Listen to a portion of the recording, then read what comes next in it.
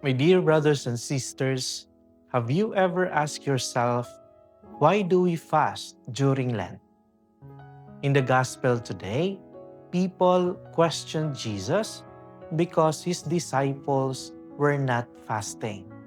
And Jesus answered with a beautiful image. He said, "Can the wedding guest mourn while the bridegroom is with them?" Jesus calls himself the bridegroom. That means our faith is not just about rules. It is about a relationship. It is about love. We fast not to prove we are strong. We fast because we long for Him. We fast because sometimes we forget Him. And Lent is our way of saying, Lord, I want to come back. So, if you feel spiritually hungry today, that is not a bad sign. That hunger can lead you back to Jesus. So, let your hunger become your prayer.